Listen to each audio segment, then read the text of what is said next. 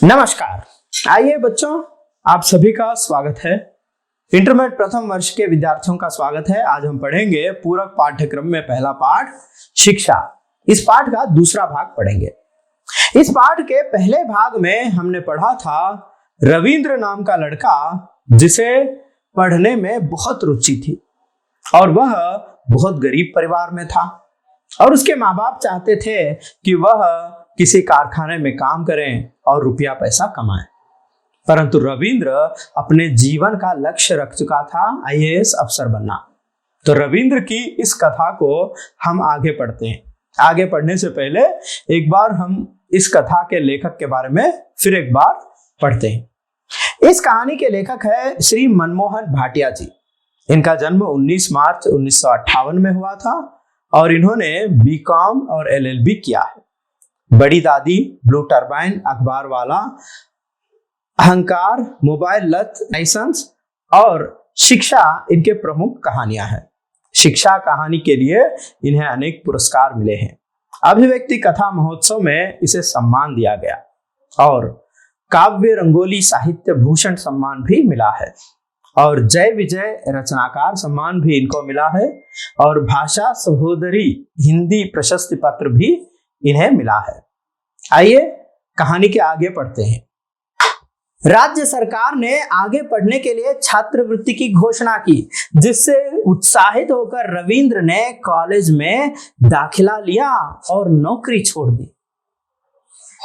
राज्य सरकार, क्योंकि अखबारों में इसके फोटो छपे थे, लोग इसकी तारीफ कर रहे थे। देखो, ऐसे छोटे गांव में जहां पर स्कूल का परिणाम 10% से कम रहता है, जहां पर शिक्षा का कोई महत्व नहीं है, जहां पर पढ़ा लिखा कोई नहीं है, तो ऐसे पिछड़े हुए गांव में से एक लड़का पूरे राज्य में प्रथम आया है।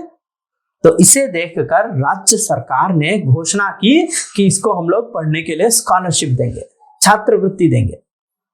तो इस प्रोत्साहन से रविंद्र के मन में उम्मीद जागी और उसने चुपचाप वो शहर गया और कॉलेज में दाखिला ले लिया और नौकरी छोड़ दी। नौकरी छोड़ने की खबर मिलते ही रविंद्र के माता पिता दोनों बहुत नाराज हुए और प्रिंसिपल को कोसने लगे, क्योंकि प्रिंसिपल के प्रोत्साहन से ही ये सब हो रहा था।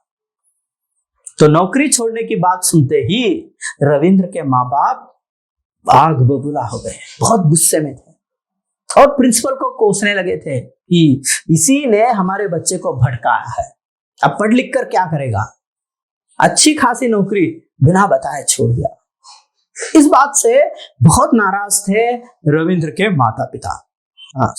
आग लगे नाश पिटे प्रिंसिपल को। रवि की बुद्धि खराब कर दी है, कहता है कि नौकरी नहीं करेगा।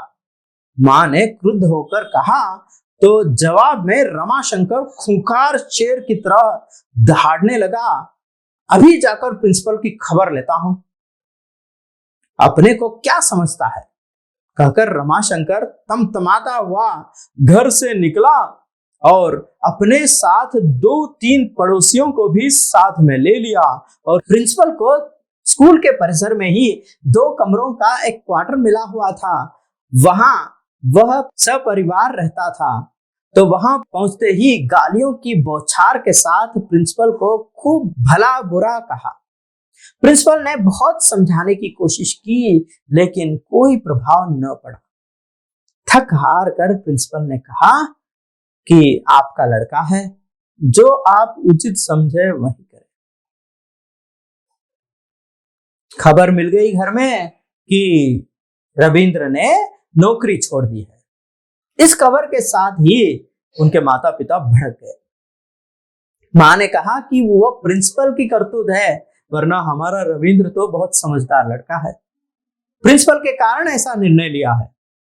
तो पिता को बहुत गुस्सा आया, 2-3 पड़ोसियों को लेकर गया प्रिंसिपल पर हमला करने। बहुत सारा हंगामा हुआ। प्रिंसिपल समझाने की कोशिश करते हैं कि भाई आपका बच्चा होनहार है, ऐसे बच्चे कभी कभी मिलते हैं, तो उसको पढ़ने का अवसर दो, वो आपका नाम रोशन करेगा, बहुत बड़ा आदमी बनेगा, ये तो छोटी मोटी नौकरी है, इस पर क्यों सोच रहे हो।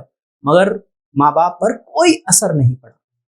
जिद पर बैठे थे कि नौकरी तो करनी ही है। और प्रिंसिपल थक हार कर कह दिया कि भाई आपका बेटा है, आप जो उचित समझे कर लीजिए, मेरा काम था समझाना, बस इतना ही। घर पहुंचकर रमाशंकर ने रविंद्र को हिदायत दी और आगे पढ़ने की कोई जरूरत नहीं है, नौकरी दोबारा शुरू कर दे। रविंद्र को कुछ भी नहीं सूझ रहा था। वह प्रिंसिपल से मिला कि उसे क्या करना चाहिए। यदि वह नौकरी करता है तब पढ़ाई को अलविदा करना होगा। एक बार प्रिंसिपल से मिला, क्या करें? अगर नौकरी करता है तो पढ़ाई छूट जाएगी। पढ़ाई या नौकरी, दो में से एक ही किया जा सकता है। दोनों साथ में करने के लिए माँ बाप तैयार नहीं। तो ऐसी परिस्थिति में रविंद्र को छोटी उम्र में ही बड़े निर्णय को लेने का समय आया था। अब वो क्या निर्णय करता?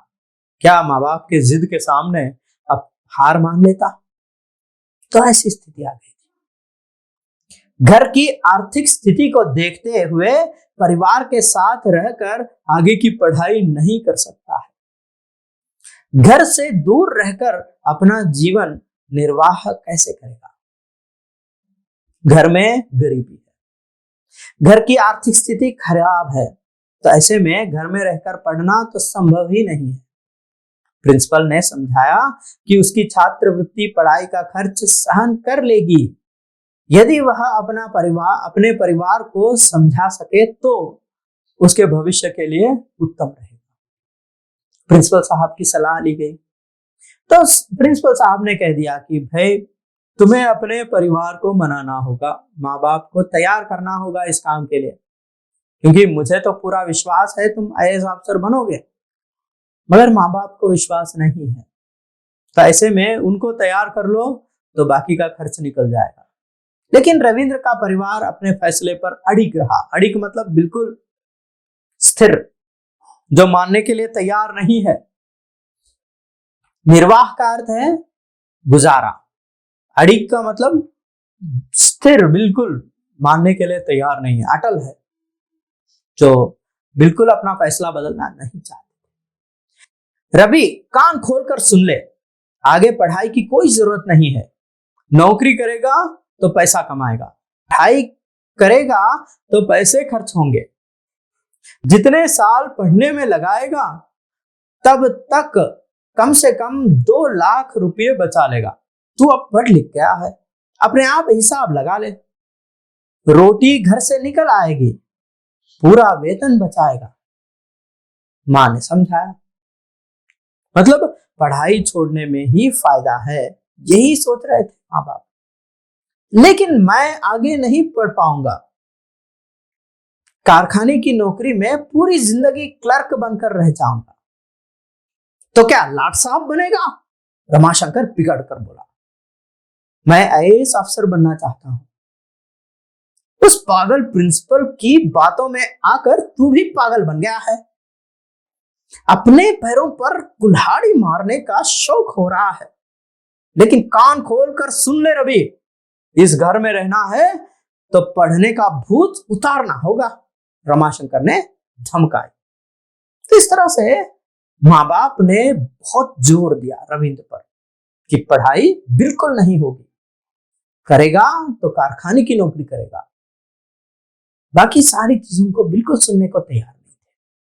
तो ऐसे वातावरण में एक गरीब लड़का जिसमें काबिलियत है, पढ़ने की क्षमता है, सरस्वती का वरदान है, मगर पढ़ने का माहौल नहीं है, तो क्या करता है देखेंगे। लेकिन रविंद्र को पढ़ने की धुन थी। उसने कॉलेज में दाखिला ले लिया। यह सुनते ही रमाशंकर आग बबूला हो गया और रविंद्र को फिर धमकाया, आखिरी बार बोलता हूं कि घर में रहना है तो नौकरी कर ले, वरना घर से बाहर चले जाना, घर से बाहर हो जा, मैं आगे पढ़ूंगा। रविंद्र ने दृढ़ संकल्प के साथ पिता के सामने कह दिया। यह सुनकर रमाशंकर ने रविंद्र का हाथ पकड़कर घर से बाहर कर दिया। मां ने दरवाजा बंद कर दिया। तो रविंद्र अब क्या करे, कुछ समझ नहीं आ रहा था। वह प्रिंसिपल के पास गया। स्कूल परिसर में 2 कमरों का क्वार्टर रहने को मिला हुआ था। रविंद्र को प्रधानाचार्य ने अपने घर पनाह दी। पनाह मतलब रहने के लिए जगह। यह सोचकर कि हो सकता है कि 2-4 दिन बाद रविंद्र के माता पिता का गुस्सा शांत हो जाएगा, लेकिन उसके विपरीत उन्होंने गांव वालों के संग प्रिंसिपल के घर धावा बोल दिया। धावा बोलना मतलब अटैक करना, और खुले शब्दों में चेतावनी दे दी। चेतावनी का अर्थ है धमकी देना। वह गांव के बच्चों को भड़काना बंद कर दे, वरना उसे स्कूल में रहने नहीं देंगे। बेचारे रविंद्र को पढ़ने के जुर्म में घर से बाहर धकेल दिया गया। तो रविंद्र प्रिंसिपल के शरण में गया। तो प्रिंसिपल ने यही सोचकर अपने घर पनाह दी, रहने के लिए जगह दी कि 2-4 दिनों में माँ बाप का गुस्सा ठंडा हो जाएगा और फिर उनको समझा बुझाकर इस लड़के को अपने घर में भेज दिया जाएगा। मगर ऐसा नहीं हुआ। ठीक इसके विपरीत हुआ। पिता का गुस्सा और भी बढ़ गया और साथ में गांव वालों को लेकर प्रिंसिपल के घर धावा बोल दिया और खरी खोटी सुनाई। वह रविंद्र को अपने घर में नहीं रख सकता है। तो प्रिंसिपल साहब अब आगे अपने घर पर रविंद्र को नहीं रख सकते थे, क्योंकि गांव वालों का दबाव था कि तुम भड़काना बंद कर दो, बच्चों को इस तरह से नहीं करना है। अब प्रिंसिपल मजबूर थे। मजबूर होकर प्रिंसिपल के घर से रविंद्र को जाना पड़ा, लेकिन वह घर नहीं गया, सीधे शहर के लिए रवाना हो गया। लेकिन समस्या रहने की थी। जाए तो कहां? कॉलेज के पास एक मंदिर था। वह वहां कुछ देर बैठा रहा। रात को मंदिर बंद हो गया था। सारी रात मंदिर परिसर में गुजार दी। उसकी जेब में फूटी कौड़ी नहीं थी, बस एक पैंट कमीज में घर से निकला था। सुबह मंदिर की घंटियों की आवाज से उसकी नींद खुली और पानी पीकर उसने गुजारा। दूसरे दिन सुबह में रविंद्र को जगाया गया। किसने जगाया? मंदिर की पुजारी ने। उठ, कौन है तू? लाट साहब की तरह सो रहा है, बाप का घर समझ रखा है क्या? घबराकर रविंद्र उठा और अपनी राम कहानी सुना दी। मैं कैसे मान लूं कि तू सच बोल रहा है? पुजारी ने अपनी शंका जताई। रविंद्र ने कॉलेज में दाखिले और छात्रवृत्ति के कागज दिखाए, तब पुजारी को यकीन हुआ कि रविंद्र सच बोल रहा है। तो पुजारी मंदिर परिसर में ठीक मंदिर के पीछे क्वार्टर में रहता था। उसने रविंद्र को मंदिर में ठहरने की इजाजत दी, लेकिन उसमें उसका अपना स्वार्थ था। पुजारी ने शर्त रख दी कि उसके दोनों बच्चों को पढ़ाना होगा और मंदिर की सफाई, छोटे मोटे सभी कार्य करने होंगे। तो रविंद्र को सिर छिपाने की जगह मिल गई और उसने पुजारी की शर्तें मान ली।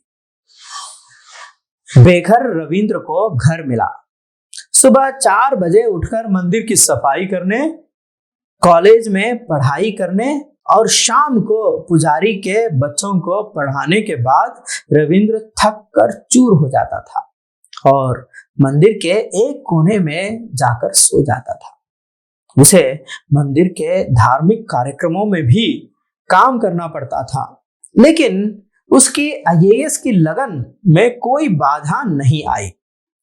प्रिंसिपल, प्रधानाचार्य उसका मार्गदर्शन करते रहे, हौसला बढ़ाते रहे। कॉलेज में वह सिर्फ पढ़ाई में ध्यान लगाता था। जब कोई क्लास नहीं हो तो लाइब्रेरी में रहता था। तो सारे कॉलेज में मिस्टर पढ़ाकू के नाम से मशहूर हो गया और उसका कोई दोस्त भी नहीं बना था। आगे क्या हुआ देखेंगे।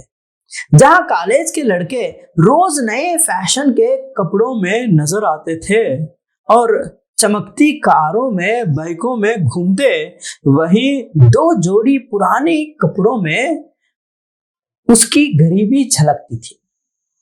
पैदल आया जाया करता था, जिसके कारण कोई कोई उसे अपने पास आने नहीं देता था। लेक्चरर और प्रोफेसर ही उसके साथ ही थे। तमाम मुश्किलों के बीच प्रिंसिपल प्रधानाचार्य उसे लक्ष्य बताते रहे और कठिन डगर पर चलाते रहे, जिसका परिणाम पहले ही वर्ष में नजर आ गया। तो पूरे कॉलेज में प्रथम रहा और उसके जितने अंक कॉलेज के इतिहास में किसी के नहीं आए थे। इसके बाद पढ़ने वाले छात्र उसके नजदीक आने लगे और दोस्ती करने लगे। पुजारी के बच्चे भी अच्छे नंबरों से पास हो गए। तो रविंद्र जिस कार्य को करता पूरे लगन के साथ करता, चाहे खुद पढ़ने का हो या पुजारी के बच्चों को पढ़ाने का हो। सुबह पूरे मंदिर की सफाई कर चमका देता था, जिसके कारण मंदिर की रौनक दोबारा लौट आ गई थी। भक्तों की संख्या बढ़ गई थी और पुजारी की आय से पढ़ने की लगन से वह पूरी यूनिवर्सिटी में प्रथम रहा और आईएएस की परीक्षा पहली कोशिश में मेरिट के साथ पास की। रविंद्र, आज तुमने अपने नाम को सार्थक कर दिया। जैसे सूरज सारे जगत को प्रकाश देता है, वैसे रवि तुमने पढ़ने में अपना नाम रोशन किया है। इस राह पर हमेशा चलते रहो, यही मैं चाहता हूं, कहकर प्रधानाचार्य ने रविंद्र को गले लगाया। हमेशा सत्य की राह पर चलो और किसी रुकावट से मत डरना, यही मेरी शिक्षा है और तुम्हें आशीर्वाद है। कुछ रुककर प्रधानाचार्य ने रविंद्र से फिर पूछा, क्या अपने माता पिता से नाराज हो? देखिए, रविंद्र ने मन लगाकर काम किया। सारी कठिनाइयां थी, उसको कोई प्रोत्साहन देने वाला नहीं, केवल प्रिंसिपल साहब थे। माँ बाप, अपने सगे संबंधी सब दूर हो चुके थे। गुजारा करना भी मुश्किल था। तो ऐसे में सारी परिस्थितियों का सामना करते हुए रविंद्र लक्ष्य से नहीं भटका। इसलिए बच्चों, अगर आप मन में किसी काम को करने के लिए ठान लोगे तो उसे पूरा करने तक कितनी भी कठिनाइयां आने दो, जिद से डटे रहना होगा। जो विद्यार्थी जिद से डटा रहता है वही विद्यार्थी कामयाब होता है, उसी को सफलता मिलती है, जैसे रविंद्र को मिली थी। तो प्रिंसिपल साहब ने कहा कि क्या तुम्हारे माँ बाप से नाराज हो क्या? उनसे मिले क्या? तो रविंद्र ने कहा, नहीं। आगे पढ़ते हैं।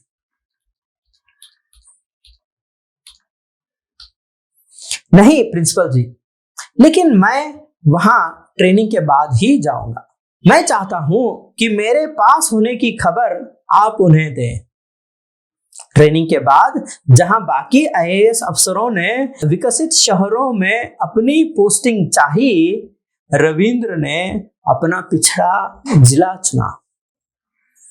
पहला काम उसने नहर पर पुल बनवाने का किया। देखिए, एक आईएएस अफसर बनने के बाद भी रविंद्र अपने लक्ष्य से नहीं भटका।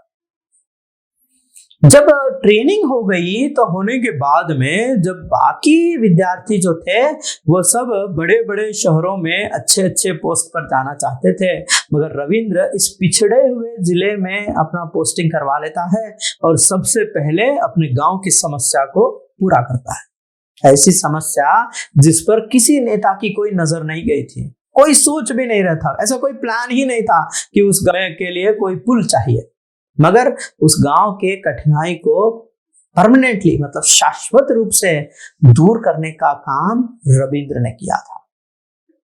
रविंद्र के माता पिता खुशी से फूले नहीं समाये। जब खबर मिली रविंद्र के कामयाबी की तो माँ बाप खुश हो गए, लेकिन इस चिंता में डूब गए कि उनका रवि मिलने क्यों नहीं आया, क्या वह अभी भी नाराज है? माँ बाप को दुख था कि हमने गलती की, अब पछतावा हो रहा है, और उनको लग रहा है कि रविंद्र शायद नाराज होगा इसलिए नहीं मिलने आया, मगर ऐसी बात नहीं थी। आज तुम्हारा बेटा जिले का कलेक्टर बन गया है, अगर तुम्हारी बात मानकर कारखाने की नौकरी करता तो अभी तक क्लर्की ही कर रहा होता। आज वह पूरे जिले का मालिक बन गया है। इससे पहले कि प्रधानाचार्य और अधिक कुछ कहते, पिता ने बात काट दी। हम तो मूर्ख थे, तभी तो आपकी बात नहीं समझ सके। प्रिंसिपल साहब, हमने आपके साथ अच्छा व्यवहार नहीं किया, हमें माफ कर दीजिए। हाथ जोड़कर क्षमा मांगने लगे। तुम गांव के निवासी अज्ञानता का पर्दा उतार दो, पढ़ाई की महिमा को समझो, यही मेरी माफी है, प्रधानाचार्य ने कहा। क्योंकि एक अध्यापक को पता है कि शिक्षा का महत्व क्या होता है। नहर पर पुल का काम तेजी से चल रहा था और गांव वालों को अपने रवि से मिलने की बेताबी थी। बेताबी मतलब तड़प। गांव में नहर का काम चल रहा था, गांव वालों को खबर मिल गई थी कि उनके गांव का लड़का कलेक्टर बन गया है और वो आने वाला है। तो इस खबर को सुनने के बाद बेताबी बढ़ गई थी कि कब मिले रविंद्र से। आखिर वह घड़ी आ ही गई। पुल का उद्घाटन राज्य के मुख्यमंत्री ने किया। आज 5 साल बाद रविंद्र अपने गांव में आ रहा था। जीप धीरे धीरे से पुल से गुजर रही थी। रविंद्र की आंखें नम हो जा रही थी। नम होना मतलब पानी आ रहा था।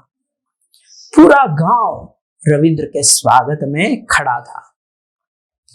प्रधानाचार्य सबकी अगुवाई कर रहे थे। सबसे आगे प्रिंसिपल साहब खड़े थे। उन्होंने आगे बढ़कर रविंद्र को गले लगाया। उसके बाद माता पिता ने अपने बेटे को गले लगाया और कोई कुछ नहीं कह सका। तीनों की आंखें नम थी।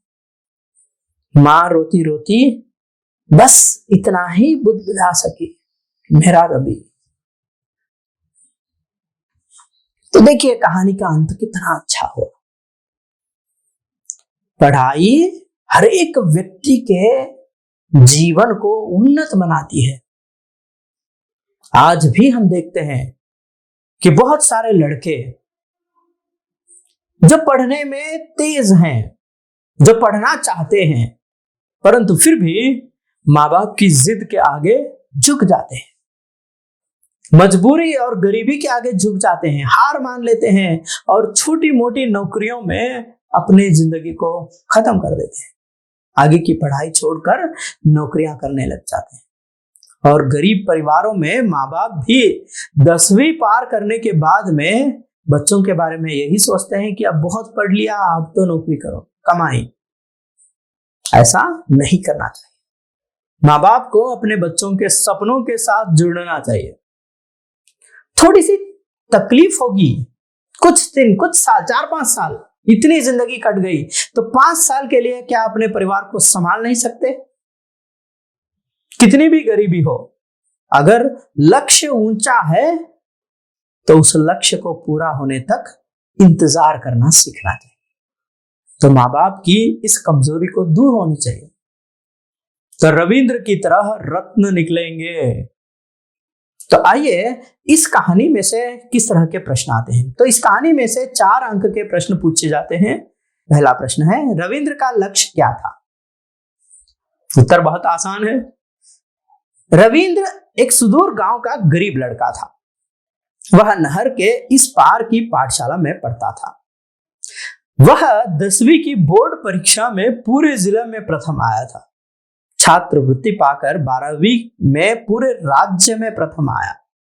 आईएएस अफसर बनना उसके जीवन का लक्ष्य था और उसके लिए वह आगे की पढ़ाई करना चाहता था। इसके लिए उसे छात्रवृत्ति भी मिल रही थी, परंतु उसके गरीब माता पिता उससे कारखाने में नौकरी करवाना चाहते थे। फिर भी रविंद्र ने अपने जीवन के लक्ष्य को पूर्ण कर लिया और वो आईएएस अफसर बन गया। तो ये इसका समाधान है। अगला प्रश्न है, रविंद्र नौकरी क्यों नहीं करना चाहता था? उत्तर, रविंद्र ने जब 12वीं बोर्ड की परीक्षा दी तब गांव के निकट एक औद्योगिक क्षेत्र की स्थापना हुई। कई विदेशी कंपनियों के कारखाने शुरू हो गए, तो गांव के सभी जवान लड़के कारखाने में भर्ती हो रहे थे।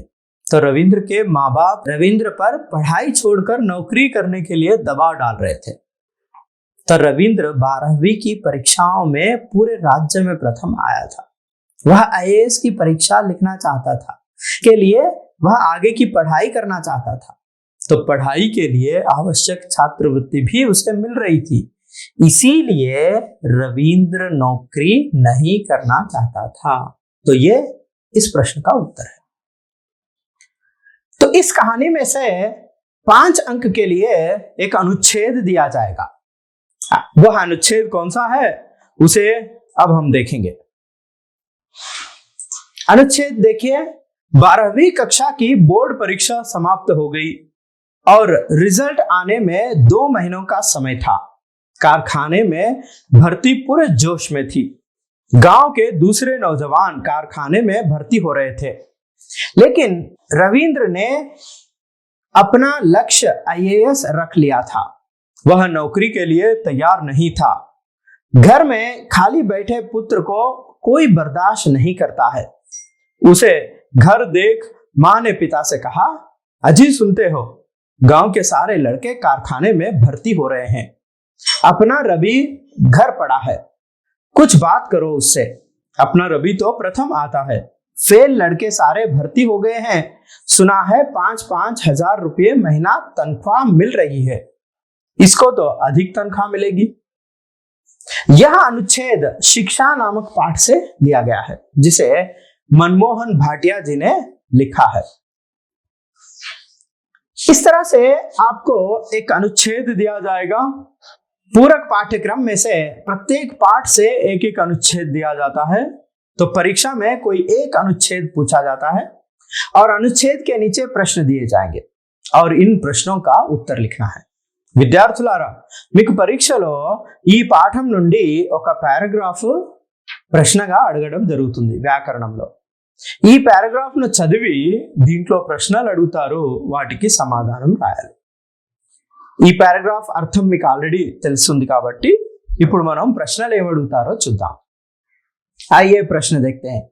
पहला प्रश्न है, किस परीक्षा के परिणाम आने में 2 महीनों का समय था? उत्तर क्या है? 12वीं के परिणाम आने में 2 महीनों का समय था। दूसरा प्रश्न, रविंद्र क्या बनना चाहता था? रविंद्र आईएएस बनना चाहता था। रविंद्र क्या नहीं करना चाहता था? रविंद्र कारखाने में काम नहीं करना चाहता था। चौथा प्रश्न, कारखाने में कितना वेतन मिल रहा था? कारखाने में 5,000 रुपये वेतन मिल रहा था। इस गद्यांश के लेखक का नाम क्या है? तो ये इस प्रश्न का उत्तर इस गद्यांश में नहीं है और आपको पता ही है इस गद्यांश के लेखक का नाम है मनमोहन भाटिया जी। इस गद्यांश के लेखक का नाम है मनमोहन भाटिया जी। तो इस प्रकार प्रश्न पूछे जाते हैं। तो इस पाठ में से 4 अंक का एक प्रश्न और 5 अंक का अनुच्छेद पूछा जाएगा। इस तरह से इस पाठ में कुल 9 अंक मिलेंगे। तो आइए एक और पाठ के साथ आगे बढ़ेंगे। तब तक के लिए नमस्कार, धन्यवाद।